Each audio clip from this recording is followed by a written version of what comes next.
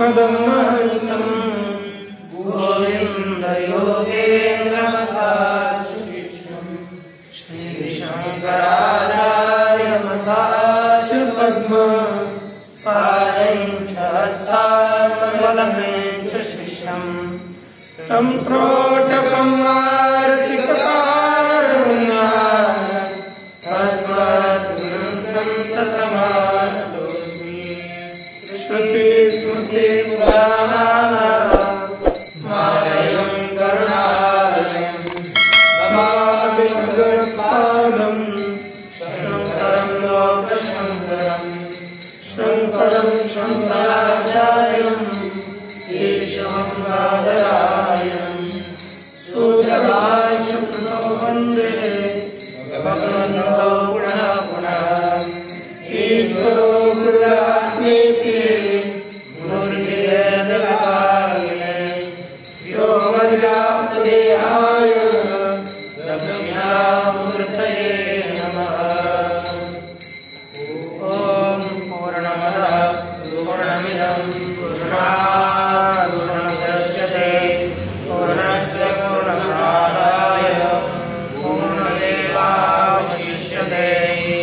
ॐ शान्ति शान्ति शान्तिः।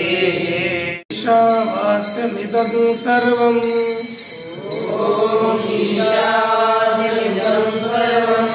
यत्किञ्च जगत्यां जगत्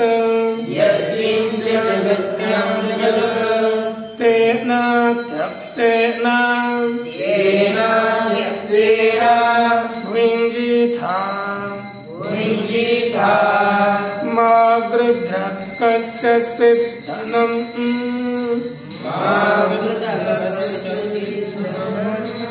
कस्य स्वेद्धनम्। ये ईशावास्य उपनिषद का प्रथम मंत्र है। यह ईशावास्य उपनिषद भी कृष्ण यजुर्वेदीय तथा शुक्ल यजुर्वेदीय काण्व शाखा के यह उपनिषद है। इस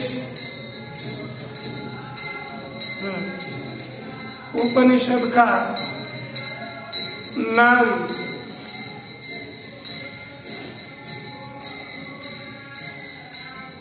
ईशावास्यमिदं, यह जो पहला पद है ईशावास्यम,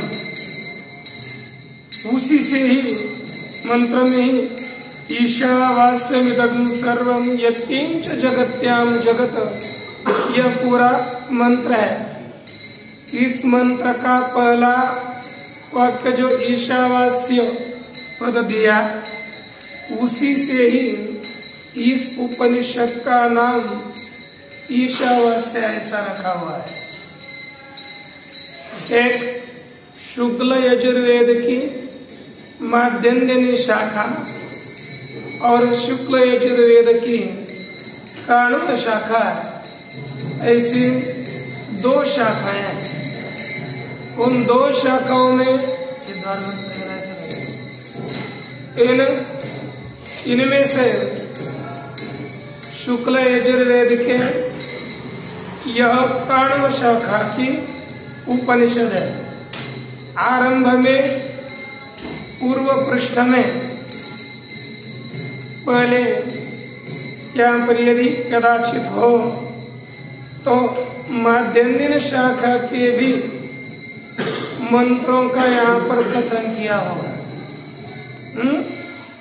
माध्यन्दिन शाखा के भी यहाँ पर लिखा हुआ है ना, मंत्र लिखे हैं कि पूर्व पृष्ठ में हाथ दिए। तो शुक्ल वेदांतर्गत यजुर्वेदांतर्गत ये माध्यन्दिन शाखा के मंत्र दिए हुए हैं। और हम जो अब विचार करने के लिए आगे उपनिषद दिए हुए हैं, वे सब मंत्र शुक्ल यजुर्वेद के काण्व शाखा के मंत्र हैं, जिनके ऊपर भाष्य किया हुआ है। ऐसी यह उपनिषद जैसे दशोपनिषद होती है, उनमें प्रथम नाम ईशावास्य का दिया हुआ है। ईशावास्य मंत्र के ऊपर भगवान भाष्यकार जी भाष्य करते हैं।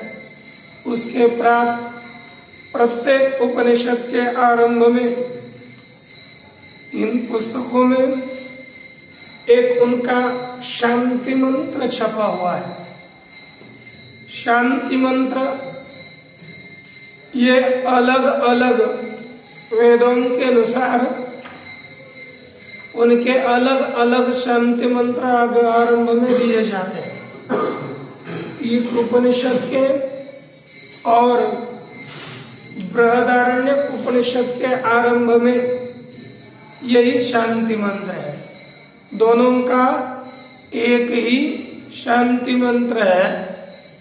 अब हम लोग इस प्रस्तुत मंत्र के उपनिषद के शांति मंत्र का विचार करेंगे। तो देख लीजिए मंत्र। ओम पूर्णमदः पूर्णमिदं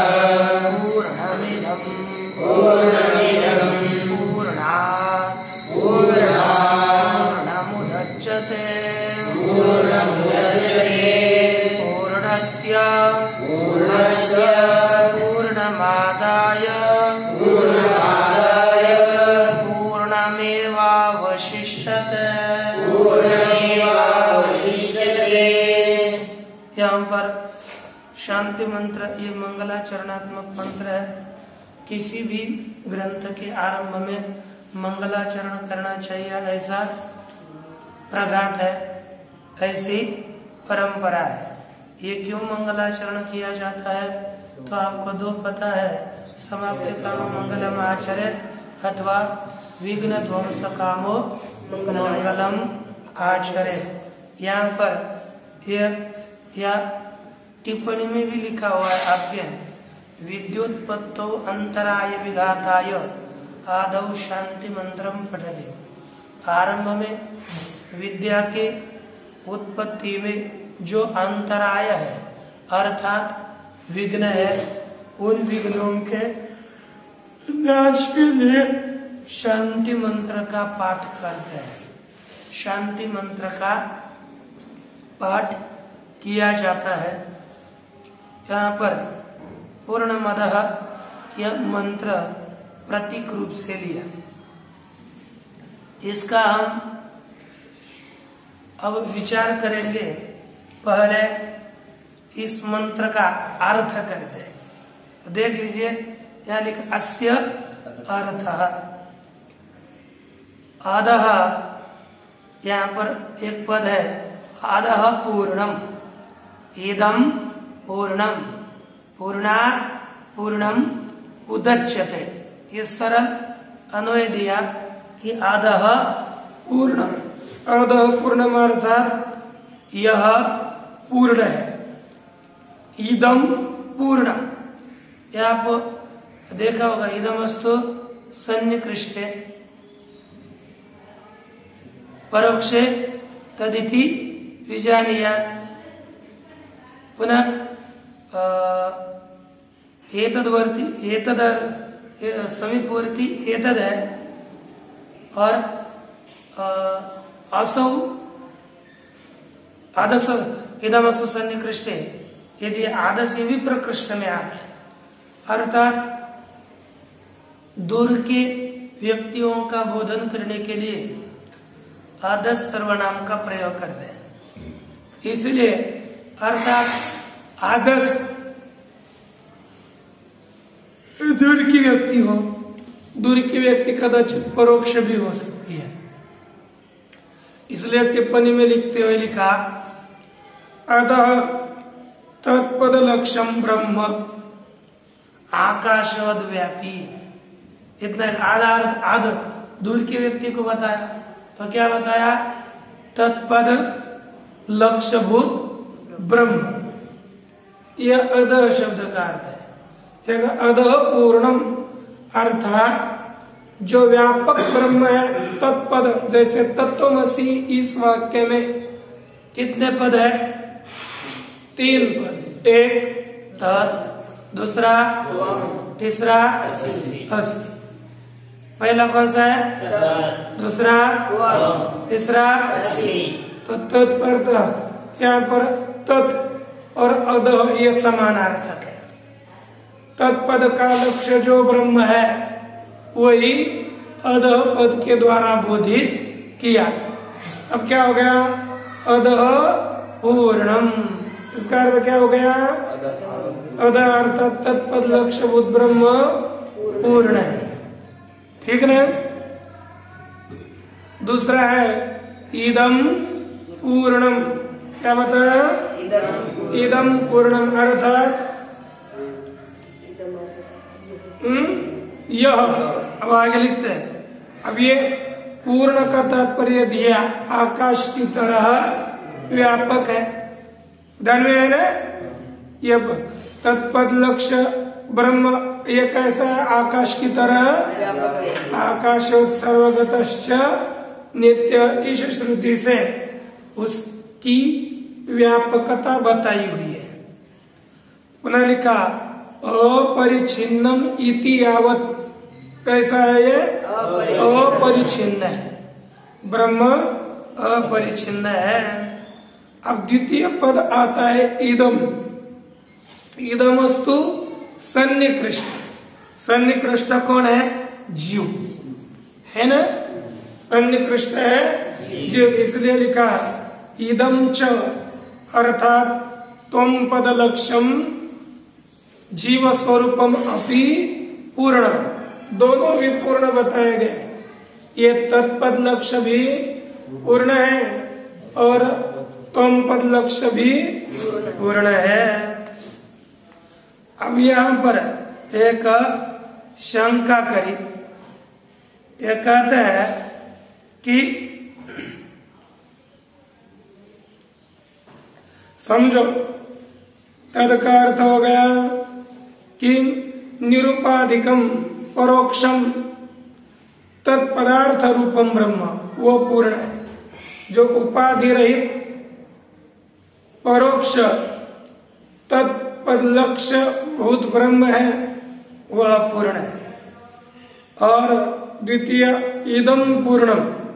इदम का अर्थ है नाम रूपोपाधि विशिष्ट व्यवहार भाव को प्राप्त हुआ त्वम पद का लक्ष्य वह भी निरुपाधि आत्म रूप से पूर्ण है। यह आत्म रूप से कैसा है? यह भी त्वम पद लक्ष्य भी पूर्ण है और तत्पद लक्ष्य भी पूर्ण है। ब्रह्म भी पूर्ण है और जीव साक्षी भी पूर्ण है। आपको यदि ये इतना तो ध्यान में है ना, ब्रह्म और जीव साक्षी है ना। ये जीव का अपना इसका जो अधिष्ठान है स्थूल सूक्ष्म का जो अधिष्ठान चैतन्य है वही त्वम पद लक्ष्य है। क्या है? देखो तत्पद लक्ष्य और त्वम पद लक्ष्य इसमें एकाग्रता से ध्यान दीजिए। तत्पद लक्ष्य कौन है?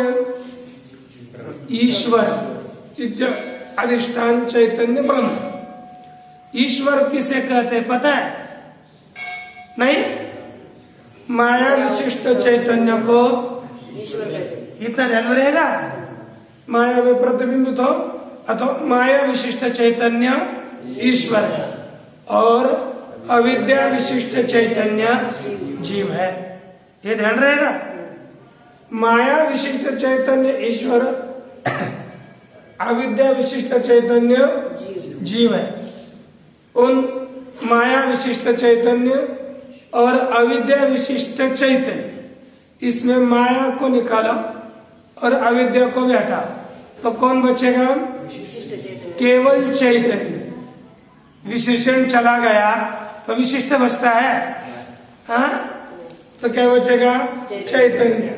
माया का अधिष्ठान चैतन्य वो है तत्पद लक्ष्य और अविद्याधिष्ठान चैतन्य है, वह है त्वम पद लक्षण। ध्यान में रहेगा, ये दोनों चैतन्य को पूर्ण माना है। इस त्वम पद को भी पूर्ण माना है, त्वम पदार्थ को, लेकिन आत्म रूप से वह पूर्ण है।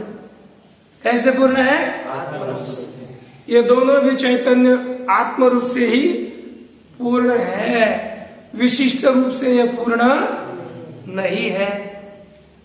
अब देखो क्या हो गया बाद में, ये बता रहे पूर्ण ननु द्वयो पूर्णत्व विरुद्धम वस्तु परिच्छेदा।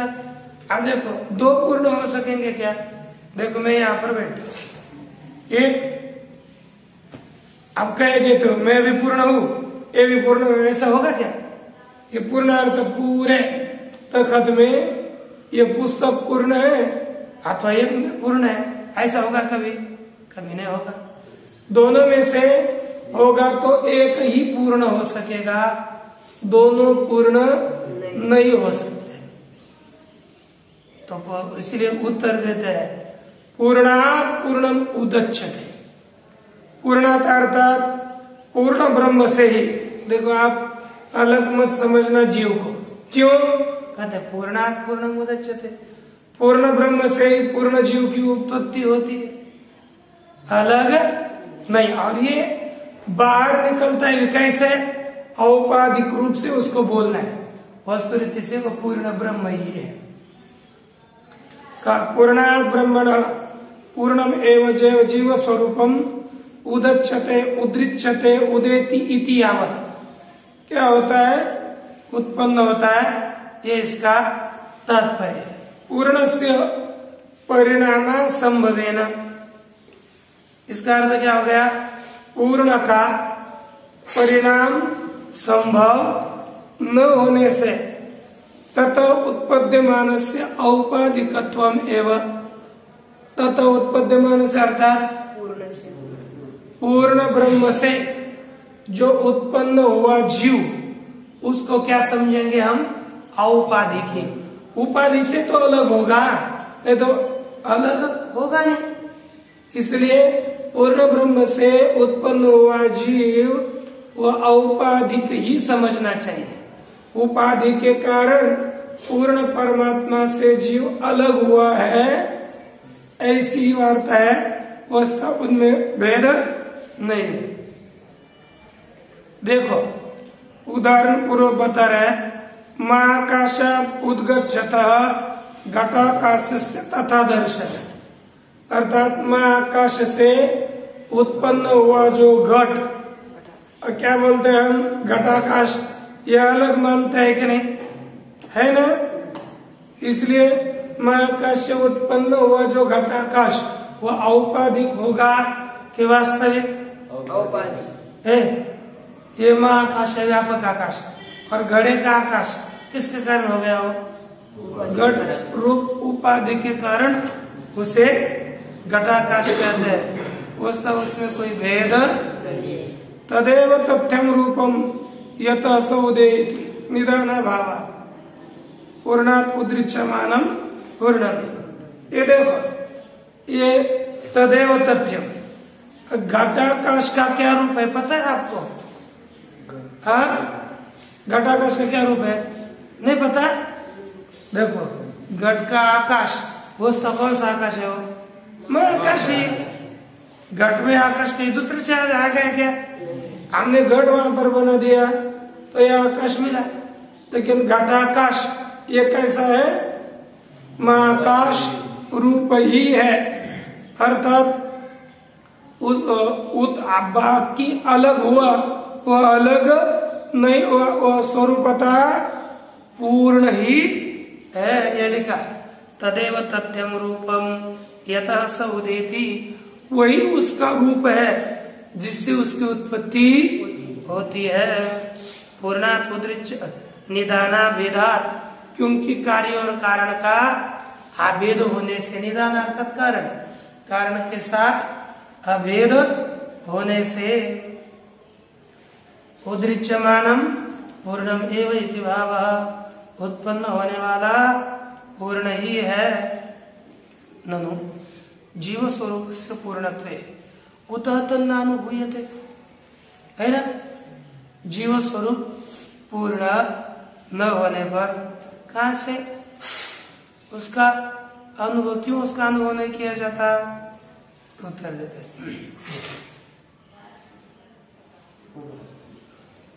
का हमको अनुभव क्यों नहीं होता?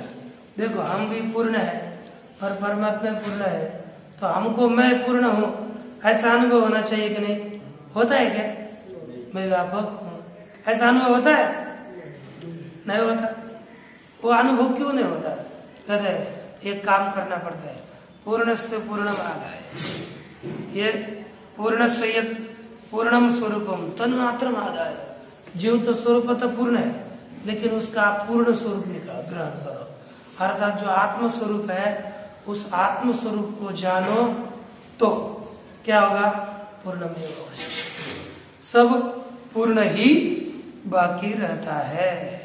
देखिए आगे लिखा, पूर्ण से यत् स्वरूपम तन्मात्रम आदाय उपाधि अंशम अपहाय। उपाधि को हटाओ, घट की उपाधि है, उसको हटाने के बाद क्या बचेगा? महाकाश बचेगा कि नहीं? घट को फोड़ दिया, वहां का आकाश क्या गया? नहीं आएगा, है ना। तो उपाधि अंशम अपहाय, उपाधि अंश को हटा करके देखो क्या बचेगा? पूर्णम एव अवशिष्यते, पूर्ण स्वरूप ही बचता है, क्योंकि उपाधि को हटाया तो एक पूर्ण ही रहेगा, बदल नहीं होगा। अब यहाँ पर घटेन सह अवलोक्य मानस्य नवसा अपूर्णत्व भाने भी, घट के साथ बीच में आगे देखा जाने वाला जो आकाश है उसका अपूर्ण, वह अपूर्ण है ऐसा भान होने पर भी घटांशम विहाय अवलोकने, क्या लिखा? घटांश का त्याग करके अवलोकन अर्थात दर्शन करने पर पूर्णत्व सैव अनुभव। फिर किसका अनुभव होता है? जैसे घट उपाधि थी, उस उपाधि को हटाए हम आकाश पूर्ण ही है ऐसे मालूम पड़ता है, अपूर्ण मालूम नहीं पड़ता। वैसे ही जीव की अविद्या उपाधि को हटाने के पश्चात पूर्ण परमात्मा का ही अनुभव होगा। ये पूरे मंत्र का अर्थ। सरल मंत्र का अर्थ, अधः पूर्णम तत्पद लक्ष्य ब्रह्म, अधः वह पूर्ण है, इदम पूर्णम तुम पद लक्ष्य भी पूर्ण है। क्या कहते हैं? फिर यदि दोनों है तो उसका अनुभव क्यों नहीं होता? कहते पूर्णा, क्यों ये पूर्ण है? एक ही पूर्ण होगा, दो पूर्ण तो हो नहीं सकते। कहते पूर्णा पूर्णम दच्यते, पूर्ण परमात्मा से ही पूर्ण जीव की उत्पत्ति होती है, इसलिए दोनों भी पूर्ण है। अब अंतिम में उसके प्राप्ति के विषय में कहा, पूर्ण से पूर्णम आदाय, अनुभव नहीं होता उसके लिए दिया, अनुभव करने के लिए मार्ग है। पूर्ण का पूर्ण लेकर के पूर्ण ही अवशिष्ट रहता है, अर्थात पूर्ण के पूर्ण को जान करके पूर्ण ही तत्व रहता है। ये तीन बताया, उसके बाद तीन मंत्र दिए हैं। ये तीन शांति शांति शांति, वह तीन शांति, तीन प्रकार के जो आध्यात्मिक आदि ताप है, उन तापों को निवृत्त करने के लिए तीन बार क्या पड़ा हुआ है? आध्यात्मिक के लिए एक बार ओम शांति, तो आदिभौतिक के लिए दूसरी बार ओम शांति, हर दैव के लिए तीसरी बार ओम शांति।